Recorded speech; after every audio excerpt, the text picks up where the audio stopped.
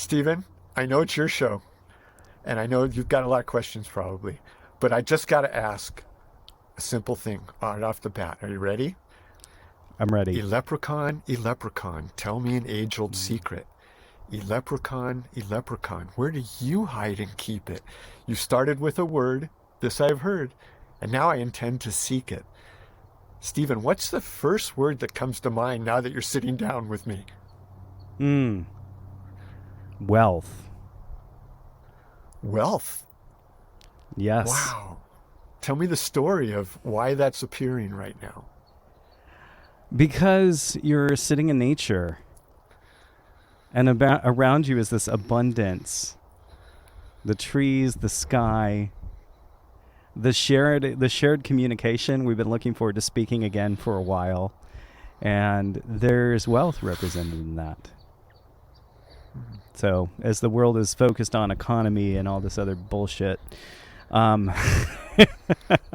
wealth, abundance.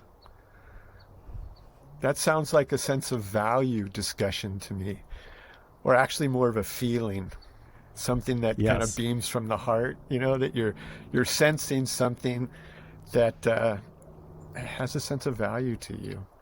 And no, I appreciate that you're sitting with me here outside, as I call it, the land of inside out. We're on the eastern slopes of the Cascades, and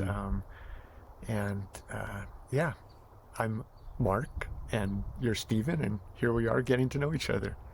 Here we are, and this is a special episode of the Spaceship Earth Mission Log podcast. Mark Smith is a member of the Design Science Studio and is a part of the Design Science Synarchy project along with Stephen Bao and Veronica Anderson and others.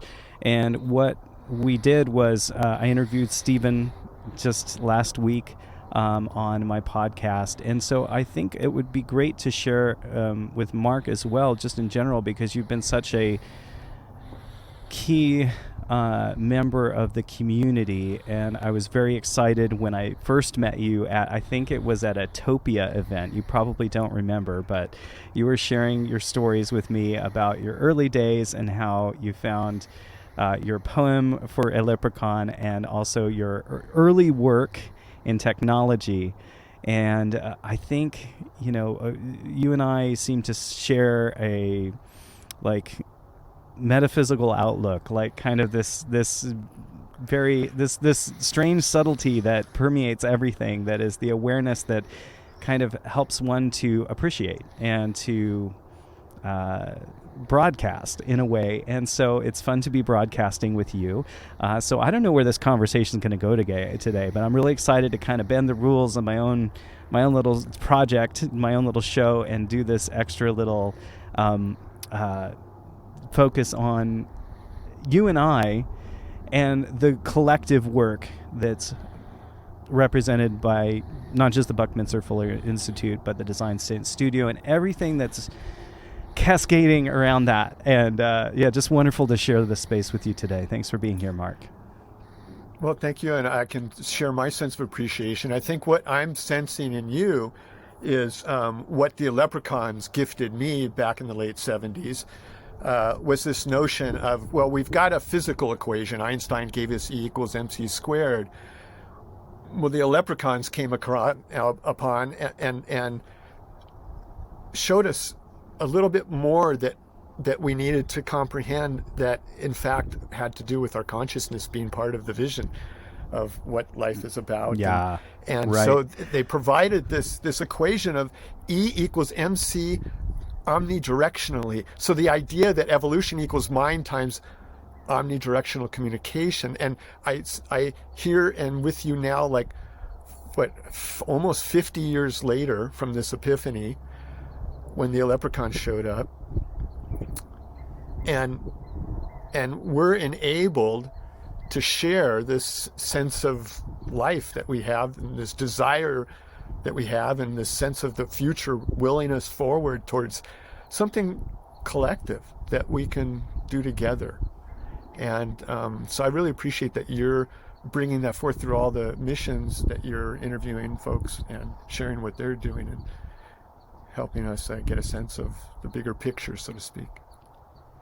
It felt really important to broaden the communication and the bandwidth for the communication about the missions, because there's so much work that's being done, so much attention that's being given on not just solving the problems, but the work around, what do we need to do to create a better future. And a big part of this is to join together and to share with one another. And that's on multiple levels of high value. Not only do we collaborate better when we know about what we're doing, but also I think there's a shared sense of enjoyment. There's a shared sense of encouragement.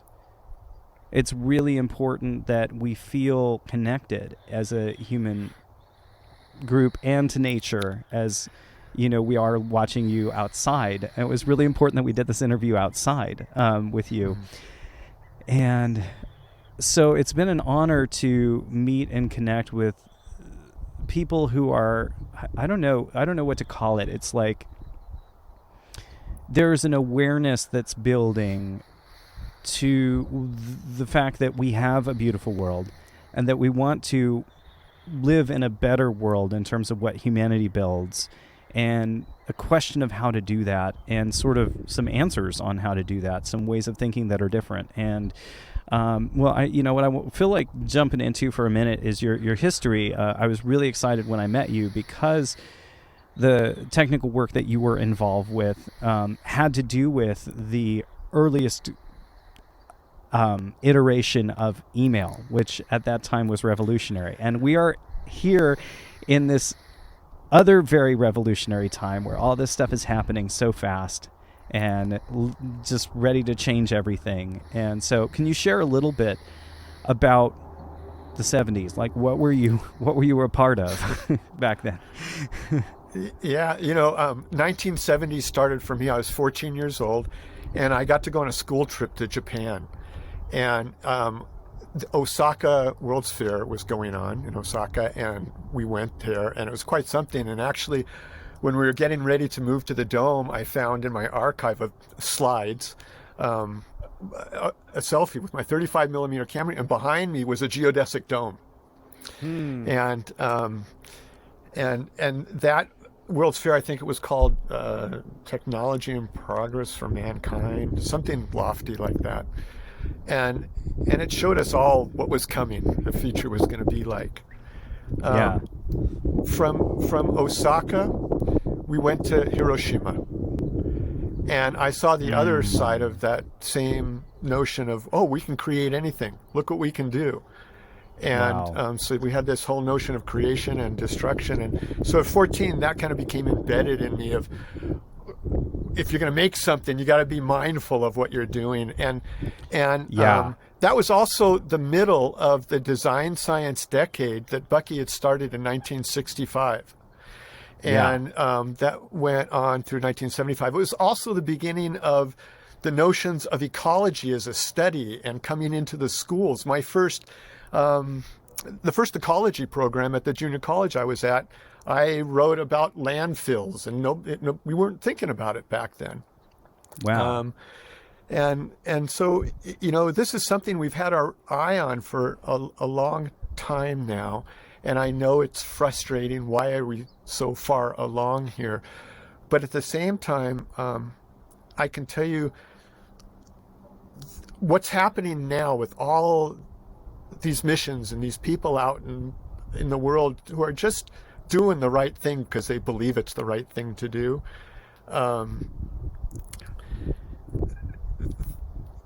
If I called them a band, like we'd be called the supererogatory and the positive deviance band, right? Right. But it's just so back then. What was happening is I happened to be working in the trade shows where they were bringing the people that were making all the bits and pieces of the electronics industry and putting them together, trying to make something to replace the supercomputer, the big computers, the big mainframes. The mainframe. Yeah, the mainframe. And so the idea was, if we made it smaller, we would facilitate a different way of humanity relating. We could, instead of a typewriter, we would use this machine. And, that quickly started getting connected together into networking and local area networks. And so we tested that in a trade show environment, the first time where you could leave messages for people, find out the restaurants in the area, this kind of stuff. It was called a special exhibit. It was an Apple computer with a joystick to move around on the green monochromatic screen, right? Oh, wow. Yeah. So all of this stuff was going on, and we were trying to produce these big national events and bring the producer, the graphics people who were doing, because there was no video, it was like big slideshows and whatnot with rear screen projection and crazy stuff. But nonetheless, we were figuring out, and then along came these guys, and they figured, hey, well, if we put these things together, we would actually, and then somebody came along with the notion of, they'd be called personal computers, and they would keep shrinking, and then they would become this do-all gadget that it wasn't just about a phone anymore. Yeah, exactly. Here we are, right? And so at that time, working with the ideas of Buckminster Fuller, because my buddy had just produced the World Game with Bucky in '76. So in 1979, here we are, and he's like, hey, we want to produce a communique with ideas about Bucky about making the invisible visible. And so it was my task to figure out how to produce that in a two-dimensional poster. And we took some of Bucky's ideas, and we silk screened them, so each one came out different, and it was basically a rainbow, but laid on top of that was the electromagnetic spectrum. Yeah. Because the spectrum, as a tool of humanity's ability to tune into our communication capabilities, has enabled us to do quite a lot of different things.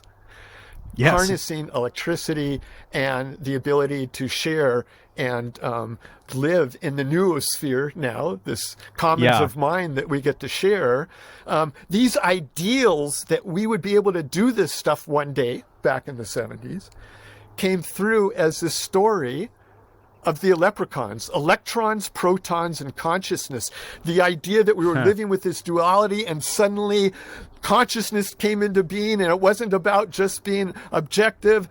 We were living within it, and it was our story to live through. And how are we going to tell that? And the leprechauns came along, and they said, Mark, pay attention. We've got some stories to tell you.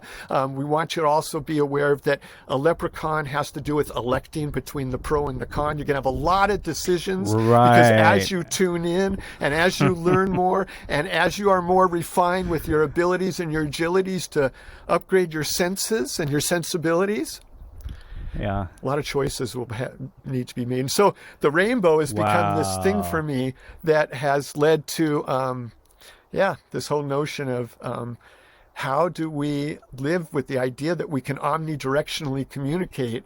And back then, I knew that it wasn't my story to tell, that one day I would meet somebody named Stephen who would be here to help tell the stories, because it's on you, my friend.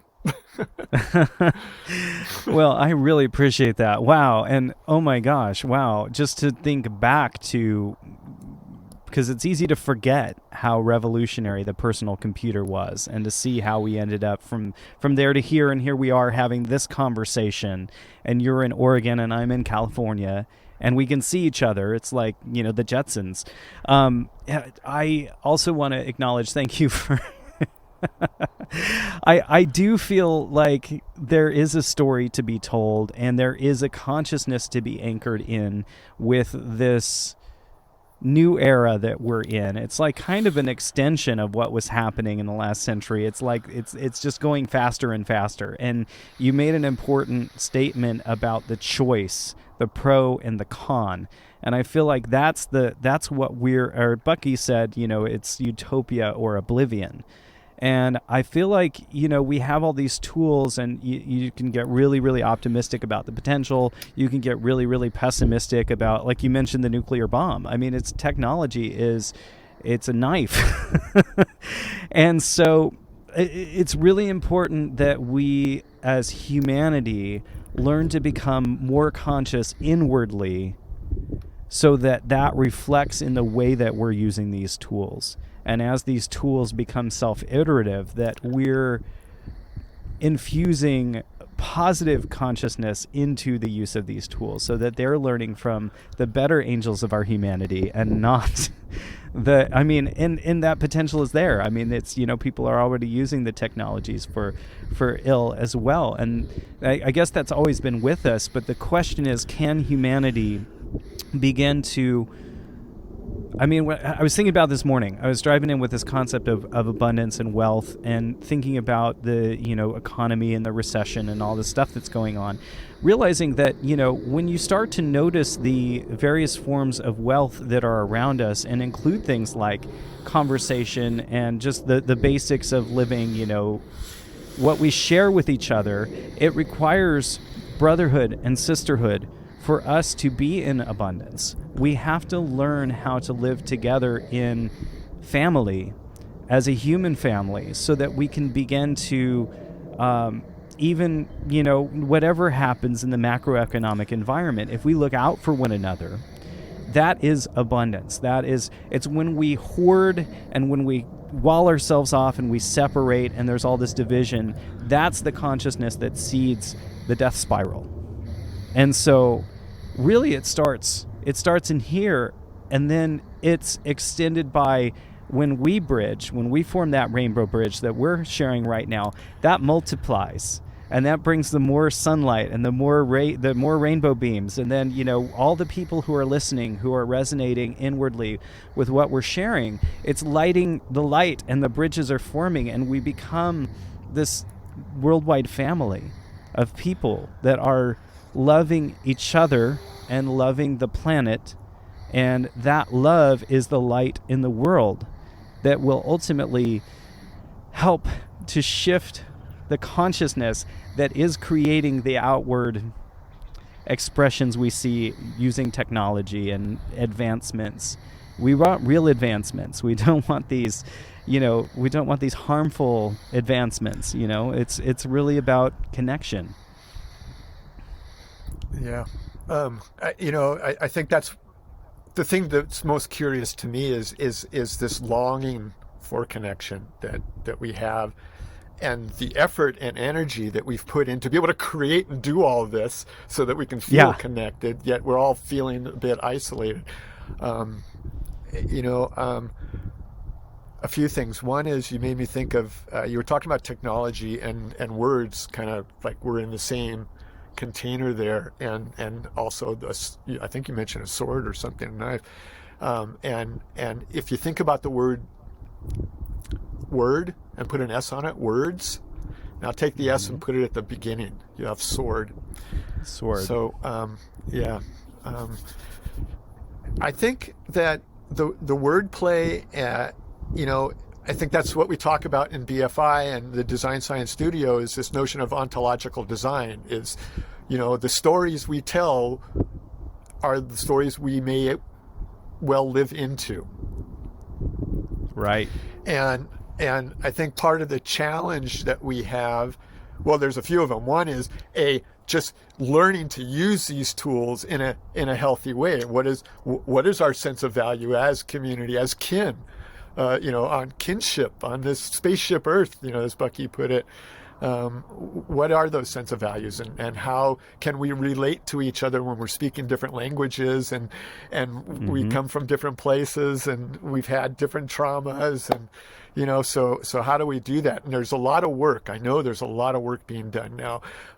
That's what brought me to the Buckminster Fuller Institute in the first place, was having 40 years go by and continually checking in, like, where is the eleprocon conspiracy now in its maturing cycle of evolving into a way of telling a story so that humanity could live into a positive way of being.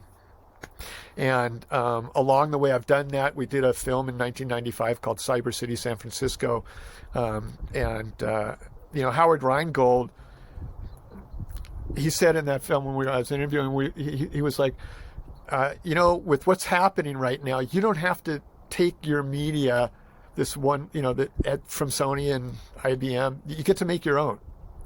Yeah. And now, like, we're inundated. There's so much, stuff out there that we're almost wondering if the Tower of Babel is about to, crumble because there's too much. Yeah. But yet we have these inner voices. And I think you've seen my representation. I do a lot of painting with drawings of these two birds that have showed up over the years. And I think what I've learned of late is they're just reminding me of an old story that through the eleprocons coming through me have found a way to make the invisible visible, like what Bucky challenged me to do years ago.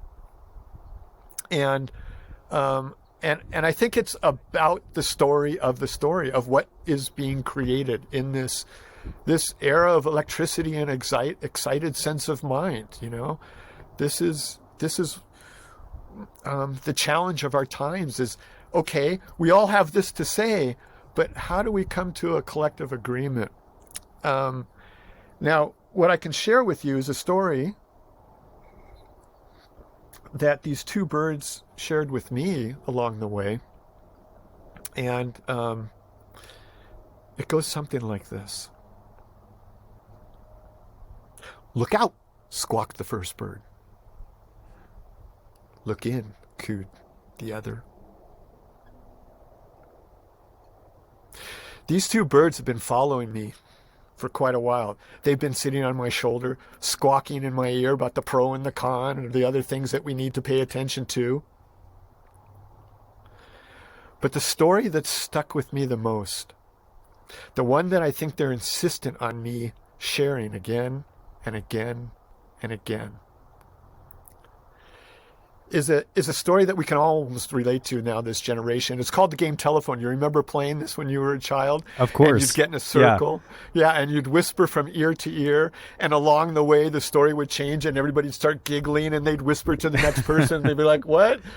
And then it'd come back around to from whence it came and they'd be like, what? How did that happen to my story? Well, this is the story the two birds wanted me to share with you, is that story didn't quite start that way. Now, I want you to imagine that whispering is from generation to generation and how the stories have changed over time. Yeah. And how we're holding this story of separation right now. And that is not the original story. It was never divide and conquer. It was divine and conquer. To be intuitively in accord. That's our challenge. How do we do that? How are we using these tools to do that? What's the story we're telling ourselves to enable us to vision that, to do that? That's what brought me to the Buckminster Fuller Institute. That's what brought me to the Design Science Studio, is wondering what's up with my leprechaun kin that are now like first generation and get it and have these tools. They're grasping them. And they're asking the big questions, the beautiful questions. Yeah. That's what's brought me here. Wow.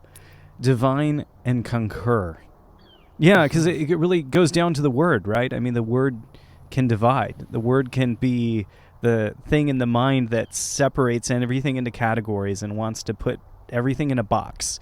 And so in meditation, a lot of times, the work is to get beyond words and into that silent place where you are and everything is, and there's no chatter, there's no descriptions to be made. And I feel like it is a very important insight to what is the problem that we're experiencing as collective humanity in a collective world at this time, is the places where we have artificially divided ourselves from our environment, from each other, and to see things as separate or opposed that are a part of the same ecosystem that is inseparably related. And I love that you mentioned the word kin, because that's the word I was looking for when I was saying family. We need to learn to become kin to one another in our neighborhoods, in our nations, in the world.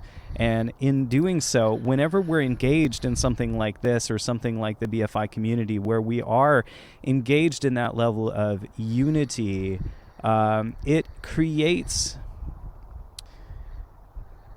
a momentum in the world that is positive. It creates I would say like a healing in the world. And, we're all a part of these different communities, but whatever community you feel kinship with, it's so important to belong and to participate in that. I was reflecting on this idea right now. The music industry is going to be very, very disrupted by artificially intelligently generated copies of voices. And, I was listening to Rick Beatos talk about this, and apparently there was this one musician, Drake, there was somebody who wrote music, like a human who wrote the music, but did Drake AI. And this reviewer, and he shared this review, he was saying, you got to watch out because this guy's better than you. This AI and this writer, you should hire this ghostwriter because he's better than you. And Rick's point was like, the music industry is just about to be disrupted on Napster scale. And I'm thinking, no, it's like 10x Napster scale. It's like just 10 to the 10th power. And what he's saying is like, my friends, when they hear there was one example that he gave of a 2013 Paul McCartney song, and somebody had done an example of his voice, at 70 plus years old, singing the song, and then halfway through the song they switched to the AI version of him that sounds like young Paul McCartney from Beatles era, and then they throw a little John Lennon at the end, and so this is Paul's song. And everybody's like, what? And Rick says, I gotta be honest, all my friends, when polled, preferred AI Paul McCartney to real 70-year-old Paul McCartney. And so I'm just going like, I'm trying not to spin out about this whole thing because I work in music, and I'm going, okay, this is not just music. This is going to be all over the place. And so when I got into my quiet space this morning, I'm thinking, okay, so what is the antidote to this? And I'm thinking, well, my pat answer is obviously getting people together in person, like doing real live human things. And then I go, okay, well that's part of it. But what's the one thing that you can't copy, that is not a fake?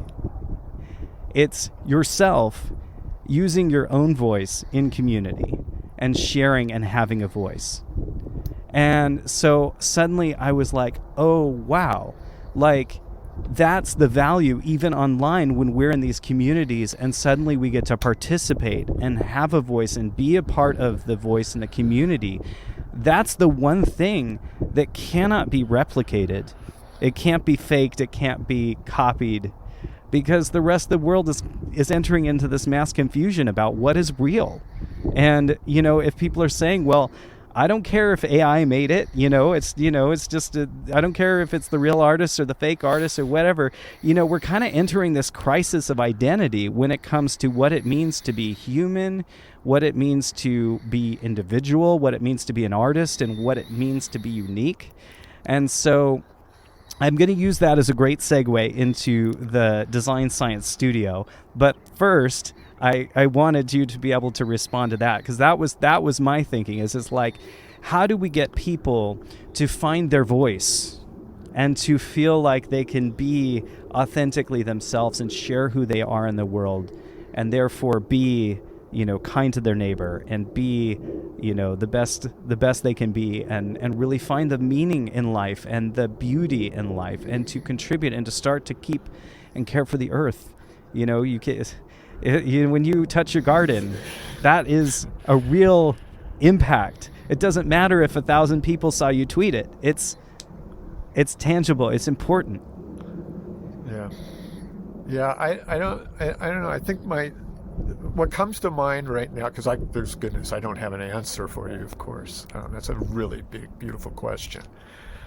But the idea of personal experience I try and relate and tell story through personal experience. It's, um, and I get it. I mean, back in this, I was there when we broke trust. I mean, we just took it out at the knees because we could alter truth. I was one of the first to put a digital image that was made up digitally onto a high-tech magazine, and it was wow. like, uh-oh, here we go, and then and then they ask, well, we're going to create these tools, invention called computer graphics. What do you want them to be able to do? Well, since you asked, so to be the guinea pigs.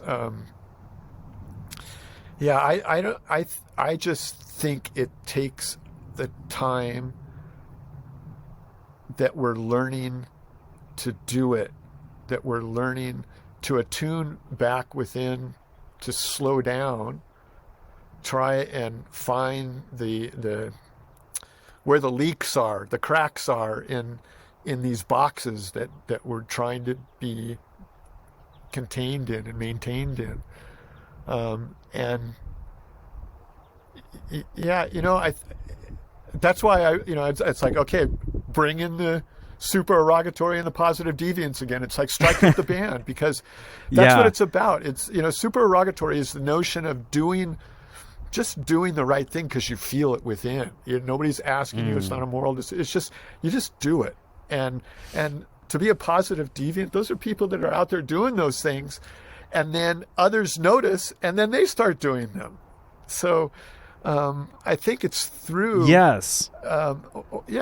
organizations 100%. like I think it's through organizations like the Design Science Studio, where the intention was to go out and find those and encourage them. So that's how I see it. This is what I'm bearing witness to, is the story of the encouragers encouraging those who encourage others. And because that's what it's about right now. There's a lot of courage needed. And with what we have for and what we're facing and the challenges that we'll need to be working together on, or are working together on, they will become, as somebody said, weirder, Yeah. And we just won't know how to deal with them. But if we're there for each other and can provide the courage that we're going to need. That's my. Yeah. So tell me, as somebody who hasn't been in the Design Science Studio, I'd like a little window inside. Tell me what it's like. So it's a 144 revolutionary artists who are joining together as a part of the renewed Design Science Decade, which you had mentioned, the Design Science Decade that Bucky had started. So we're currently in the Design Science Studio has revived the Design Science Decade from 2020 to 2030. Give me a little window into, so you've done 2 cohorts so far. Give me a little window into what it's like to be a part of the Design Science Studio. Like, who's in it? Who do you work with? What's it like being an artist there? What do you do? Yeah. So first of all, finding the Design Science Studio was the synchronicity of that, and learning that the Buckminster Fuller Institute was taking a new executive director on, and they were creating all these different activities like Space Camp and where your mission initiative came in. That led to this melding of minds, this ideal with Roxy and Nico and Faith and Amanda Joy, these beautiful people that got together and said, how can we apply the arts as a communications device, technology, social experiment to inform and encourage others of the paths that we can imagine, a more beautiful world our hearts know is possible. And so the call was put out that they would structure it around the Design Science Decade. And so over these 10 years, and that each year they would bring on a new cohort and build upon the year before, and so I signed up for both cohorts and basically have made a commitment to the decade and, well, to my life of being present however I best can serve. And all 144 others showed up to do the same.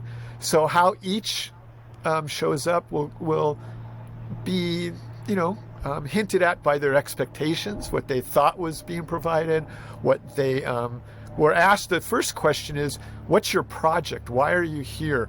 We're pulling together mentors for you so that over 9 months or so, whatever it is, that we'll have gatherings.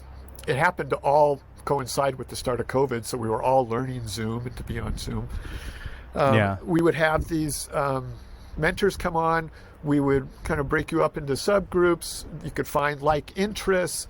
There was a lot of, at the beginning, oh my gosh, I didn't know there were others out here. So it was creating community, which was great. And that was a big sense of what I felt was being recognized by a lot of people. There was, each person brought their own project, which was curious for me because I didn't have a project. I was like the story of why you're all here, and I came to check in on y'all, see how you're doing. My leprechaun kid, and so again, everybody showed up a little differently. You have projects that were initiated through the synapses that came by interacting with each other during this time together. You had partnerships formed. You had projects that were midstream that were moved along. There was a lot going on. There was a lot of different platforms that we were engaging in. I think you mentioned Topia. That was kind of this two-dimensional environment that you could wander around in and meet people and interact with them when you came in close proximity. We had New Art City, which was a virtual exhibition. I think it's the first regenerative art exhibition.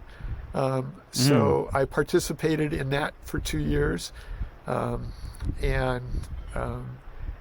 was just a lot of different things happening. And then we had the big salons where we'd have an event that would culminate the year where everybody that wanted to had a certain amount of time to share their projects.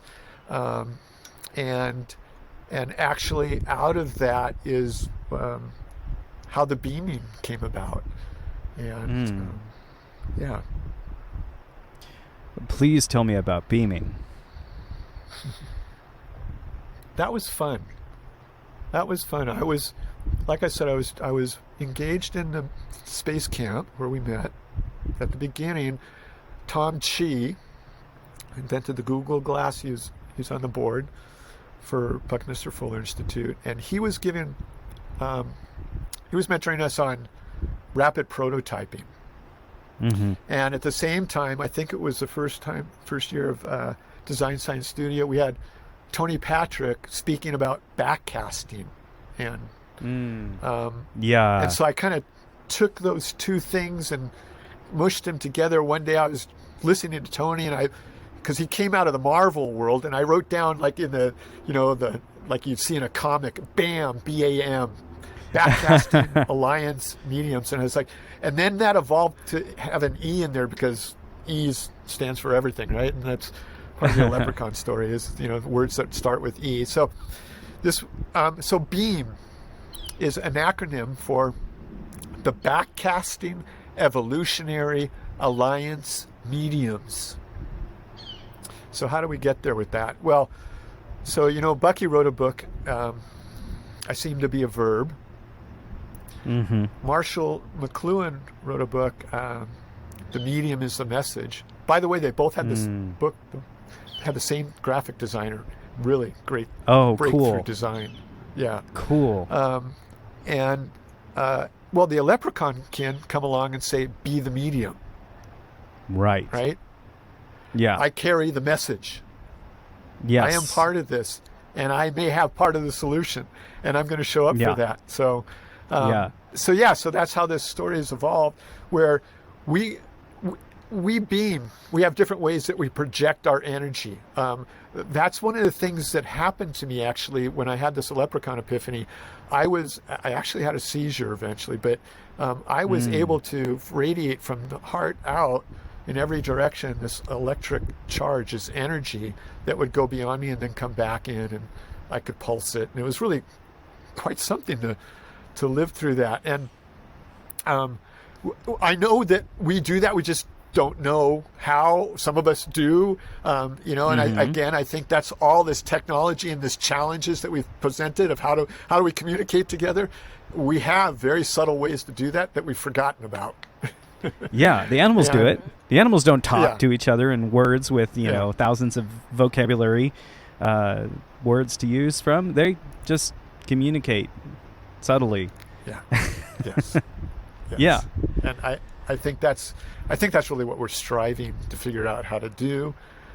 It's the words sometimes get in the way, and we stumble over them. Or you put the S in front, you got a sword. Yeah, well, and not to knock words either, because it's a useful, very helpful technology that helps create worlds. I mean, look at law. Law is words. Look at computer programs. It's words. It's instructions. It's how we can replicate what we're doing to the scale that we have in such wonderful ways. Words are a tool. I want to define backcasting for the audience in case it is a new term. Yeah. You can imagine forecasting is used a lot, particularly in business. We look at the chart, we look over our shoulder, we see where we've come from, and we kind of look at the trajectory that is taking. Where we've come from is leading where we're going.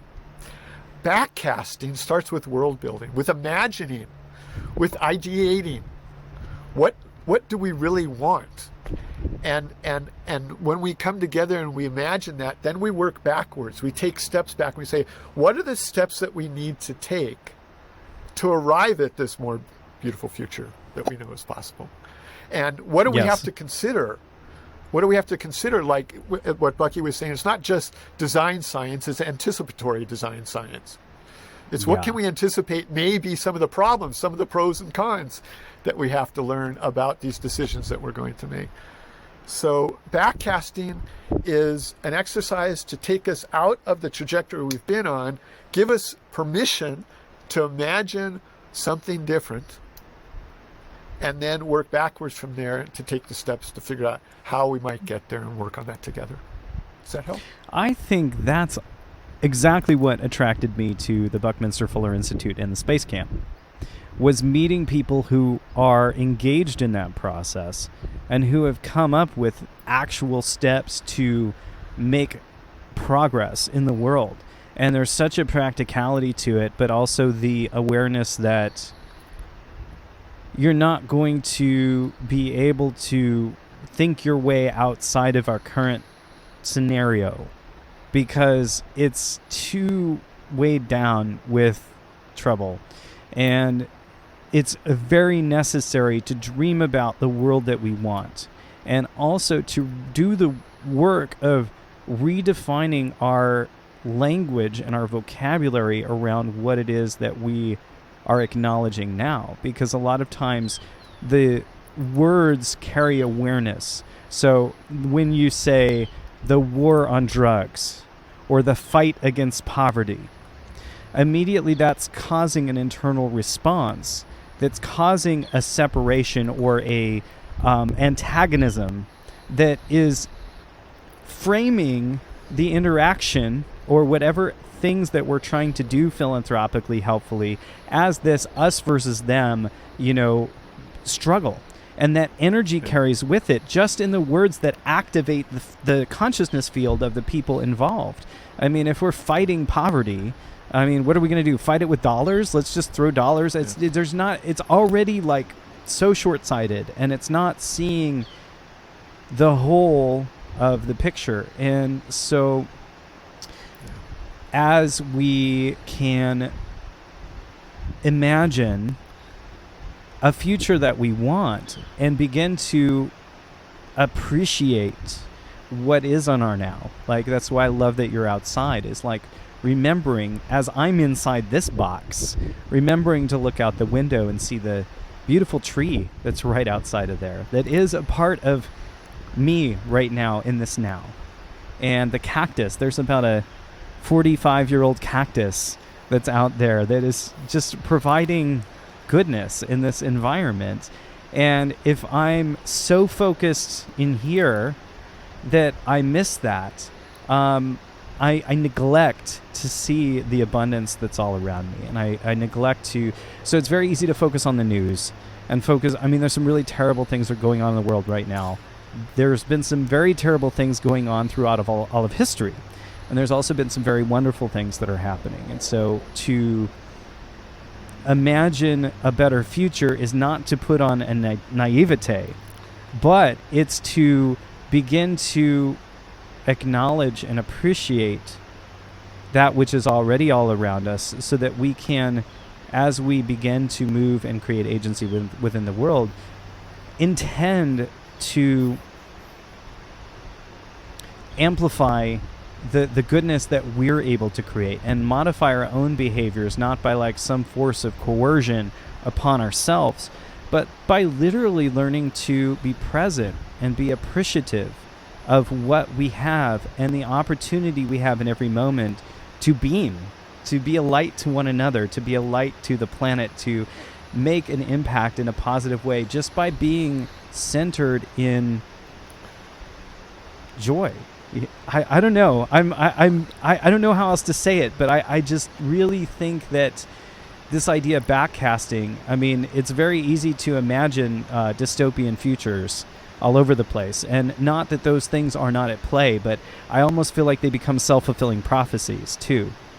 Because the things that we're busy worrying about, we're busy giving all our attention to, and we're busy like not noticing other things that could be grown alongside that might be the sustenance that we need during these crazy times.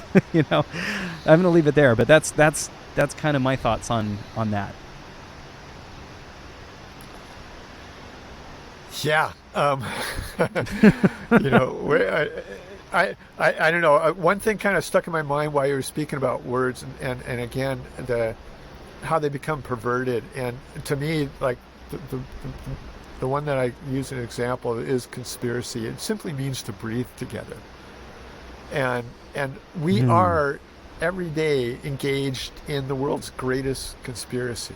We, with our environment, you know, take it in, and you know, it's like I said, I'm the land of inside out. It comes in, it goes out, and you have to engage with the world around you in one way or another. The challenge is, and this is where my heart goes out, is so many of us don't see a way out of the box, and we're pained deeply by being stuck. And I don't have the answers. I just know there are a lot of people out there who are encouraging others to find their way out, you know, and I hope that's the encouragement that you spoke about. That's where, when you meet people who are holding a vision or who know about something positive that is practical, like Project Drawdown. Now, there's a lot of people in climate paralysis right now of like, we're doomed. There's nothing that can be done. Well, there are groups of people who are doing something, and it's very tangible something. And so it's to understand that's one of the things that helps to create the collective will behind something, is there has to be a sense of possibility. There has to be a sense of this is doable, because otherwise people tend to curl up in the fetal position, and what happens when they get out of the fetal position is a sort of sense of hoarding and self-defense and self-protection that to me is very reminiscent of every post-apocalyptic scenario you can ever think of. It's like, okay, I'm hoarding the water, and I'm hoarding the supplies, and I've got my guns, and I'm going to protect myself from the marauders, and, you know, there's gasoline is scarce, and everything is, you know, it's a scarcity mindset that, I mean, basically we do to ourselves. We are destroying the planet. We're the ones who are creating Mad Max scenario, and we don't have to. But as an individual, it's so discouraging when you think, okay, what do my actions, how do they affect the collective? And I think you're right. We have to go in to go out.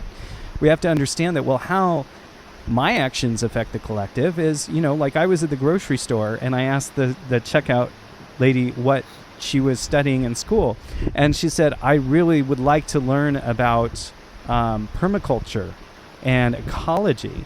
And I said, have you seen the movie Kiss the Ground? And she was like, no.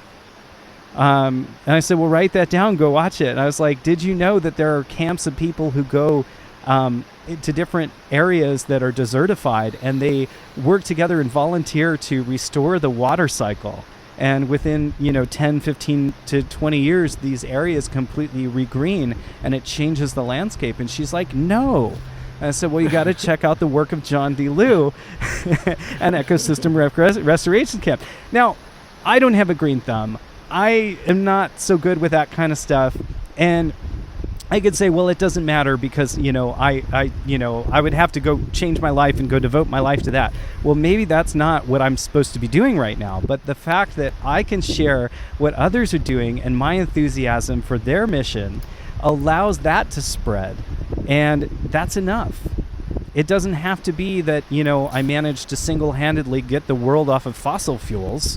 Although, there are people in this world that are trying to do that, and, whether or not they're, I think that's the other thing. I mean, do we want this sort of like vertical hierarchy of just, key saviors in the world who are trying to do everything for humanity? I don't know if that's the way forward either, but, everyone's trying to make a difference in their own way. And I think it's super important to share the joy and the encouragement. Because you're right. I mean, a lot of people feel trapped and stuck and overwhelmed. And I think that's one of the things that being a part of the space camp really did for me, was give me a sense of hope, encouragement, and optimism, but also a sense that practically things are being done. Things can be done. Yeah. There is a proactive approach here. Yeah, and I think I think that's part of the challenge. It's also part of the challenge of youth. I remember I was like, oh, I got like when the Leprechaun epiphany came on, I was like, oh, I got to tell this story. This is so important. Everybody's got to know. And people are like, Mark, people, they're going to think you're a little crazy, and you do but I think what it comes down to is, look, we're part of a really long thread. We're part of a story that we really don't know the beginning, and we're in it right now, and we won't know the end of it. Yeah. And it's really the slowest story ever told. And you have to a certain degree, trust, and through my own personal experience, I have to hold on to that. I don't know why. Maybe I should try living without it. It would seem odd to not carry the notion that just like the deer that wander through here tend to themselves and don't have jobs, and it's why can't humanity do that? We've managed so far. Yeah. But again, I also know that this whole notion of growing into this idea of being leprechauns, that we have this technology, our tools, we can make a mess of electrons and protons now, and really screw up consciousness. How are we really going to show up now in this story? And that's what I'm looking for, and that's what I hear in people like yourself, that I'm here. I'm ready and willing, and I feel something calling me that's also a beaming from out to within, that's giving me an energy, a courage. Where does that stuff come from? It's fascinating to me, Yeah. That we actually, in the face of this cacophony of culture that's dumped on us, that we actually can hold that hope, right? Yeah. How beautiful. Goodness. Mark, what's the meaning of life? Oh, it's the slowest story ever told. I don't know if that's I the love- meaning. I don't know if that's the meaning, but I love that. I love that sort of gives us a little bit of grounding in the midst of this rapid technological change. I often think about Legends of the Fall, the movie where, he grows up on a farm and they don't have light bulbs, and then he gets drafted into World War I, and then when he comes back, it's a different world. There are automobiles and radios and lights everywhere, and it just, and the airplane, and it just on and on and on, just thinking about the tremendous progress of the last century, how fast things changed, and, just having this feeling that things are like that now, but only even more so. They're going to move really fast. We were like kind of pre-2020 in this moment that we didn't know we were in, of like, the world's about to dramatically change really fast. And I think that perspective of, we're not going to get to see the end of this story, and we don't know the beginning. I think that, to me, that grounds me in this idea of like, even though things are going fast, you have to slow down in order to gain perspective of it all. We can't take it with us, and we leave our work to our children, and the future generations are going to be the ones who are leading the world in 50 years from now, and that's something that every human has had to come to terms with, I think. yeah, I think it feels, and I know I'm blessed with this, where we've landed, but to recognize the pace of nature and to be able to slow down and to be within that pace. It does. I know it's changed a lot for me, but I think that's also, where we are at different times of our life, that, we engage, and the will is stronger, whether it's we're feeling pulled by something. For me personally, I feel like I'm being pulled by the future. That's what happened to me with the Eleprocon Epiphany. It was like I was given a story of humanity backwards, but it was everything that humans are doing right now is going to affect you in the future, and you're going to need to figure out what to do about that along the way. And now I was like, oh shit, what do I do with that? But yeah. I really feel that we're at that place where a lot of people are recognizing that, and there's a whole generation that are at burnout because of it.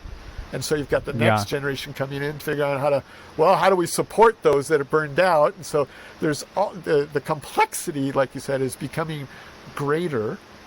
And I think that complexity is a dump of information that makes us feel like everything's going faster, when really it's just, the human body was never meant to consume time this way. No. It really wasn't. Or this amount of information.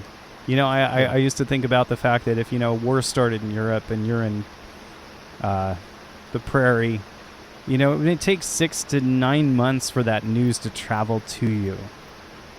Now we have 24-hour news cycles reporting on it, eye on the street. And our bodies were not meant to constantly consume information all the time, and it creates an illusion. I don't want to tangent on that too much, but it does create the illusion that bad things are happening constantly, which is true, but in a sense, like, we also have more access to simultaneous information, and so you do have to have a conscientious diet of information and actually consume, actually time off from the information, or, consume positive things that enrich you too, and not just, constantly engage in the negativity. I have this feeling that it's a feeling like when the native tribes started seeing the European settlers come and keep coming and keep coming. It's like, to me, it almost feels like that with technology right now. Like, things are happening so quickly, and you see it happening, and you're like, what can I do? But this is what's happening, and it's about to overwhelm and assimilate in a way that feels very unnerving to me. So, Yeah, I mean, not to steer the conversation in a negative direction, but it's really on my mind right now. It's like in my body. I feel this sense of urgent. Yeah. Well, and to be quite honest, that's kind of what was posed back in the day. That's how I came across the idea of the noosphere with the Leprechaun and discovered Teluki Harshin and Vernadsky, that this idea that we have a collective mind. But that right now there's this battle to occupy the noosphere. That's it. Yes.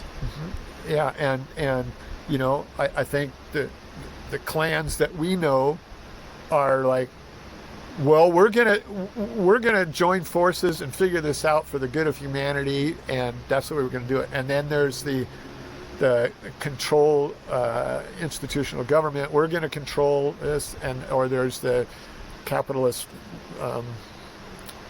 profit motive, driving it all. But we're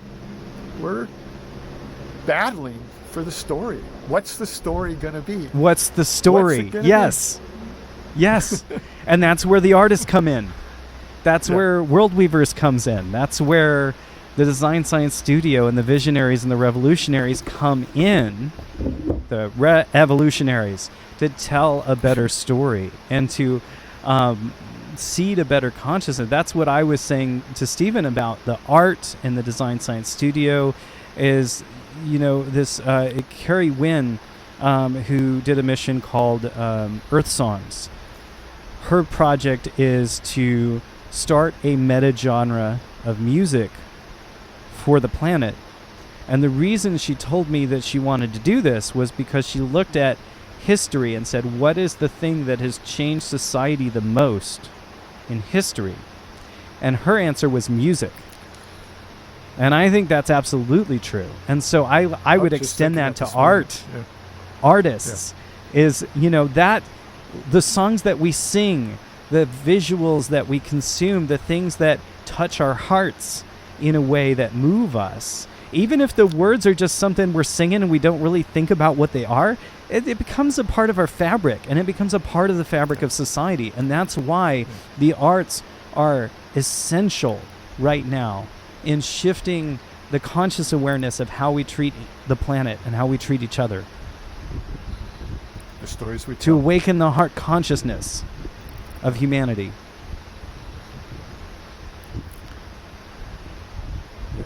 I'm with you on that. That's out of some of this play within the my good friends Stroopy, for example. Sophie Strand has come onto the scene with her poetry, and just beautiful author. And she talks a lot about mycelium, and Stroopy and I landed on mythilium, and this idea of we're growing the story together, and it's spreading through us because we are the mediums, and what we're beaming and putting out there and then receiving back is encouraging this regenerative cycle of life. And I think with good calling to give this time frame the notion of we're living in the Regenaissance. It's an act of story living. It's a way of being, and it's an agreement with self and others and the planet. That we're sphere now. It's time to tend to what needs to be done. Yeah. Well, before we leave the conversation, I'd like to ask you a little bit about your personal connection to Buckminster Fuller and how you found his work and interacted with it, especially early on. You mentioned Bucky inspiring you with that idea of, what was that? To make the invisible visible. Yeah. Please share a little bit about that. Well, yeah, I mean, this, again, in 1976, I actually rode my 10-speed across the country with my brother. And when I came back, I found out that a mutual friend had produced the World Game in Philadelphia with Bucky. Wow. And this is who I ended up being involved with our design firm. It was called the Dolphin Farm, because dolphins were such good communicators. Yeah. And so it was through the Dolphin Farm and working with this fellow, and all of the stories. And he would have Bucky come down. Unfortunately, the times that he was there and he was hosting him, I was on the road because I was involved in theater at the time, putting on a theater piece about what was happening with apartheid in South Africa. And, you know, so the aura of Bucky, all the books and all the discussions, and then looking deep into what he meant by making the invisible visible, and then trying to understand why the spectrum was a powerful tool, and which is really interesting now, because the rainbow has, I mean, where we live, I've never seen so many rainbows. And not only that, but my spouse, Deborah, my partner, Deborah, she's making rainbow catchers from the sticks. And of course, that's what beaming is about. It is making the invisible visible. The rainbow is that thing that we get to bear witness to and go, holy crap, what am I seeing? Why is that way? And it gives us the opportunity to grow from being reactionaries to becoming refractionaries, to being able to turn the prism and look at things differently. And that's what Bucky, that's what I learned through what I gleaned through those that interacted with Bucky and Bucky's words and his writings. I love that. And refractionaries. Refractionaries, yeah. Reminds me of Trim Tab. So, yeah. Yes, yeah. Except I don't. Mark Smith, like, what kind of a name is that? Rhymes with myth. That's what I'll go with. So I'm here to encourage this story that you are all my leprechaun kin, that I've met a bunch of like-minded folks, and we share this commons of mind through the Design Science Studio. Bucky's ideas are living through many people. It's wonderful to see what's happening through the Buckminster Fuller Institute, and I'll be curious how things progress there with their new executive director. And it feels to me that there's a lot of Buckys out there. There's a lot of Bucky-ness. And, I honor that, and I'm just grateful that I had a little of him rub off on me. Yeah.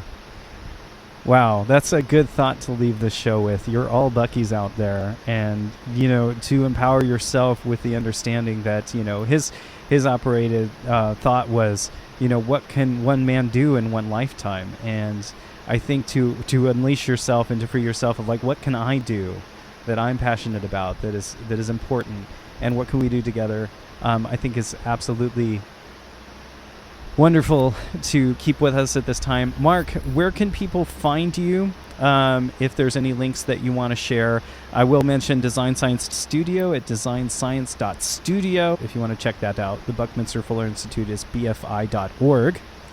And Space Camp, where we met, happens once a quarter. So if you feel like you want to join the next Space Camp, I would encourage you to do so and to check it out. Mark, where can people find you online to connect with your work? Well, there's a fun playlist of videos that kind of tell stories and have gone through aspects and shared what's happened with the beaming and with Design Science Studio. If they were to go to youtube.com/@eleprocon, ELEPROCON, and then search Electrocon and see what comes up.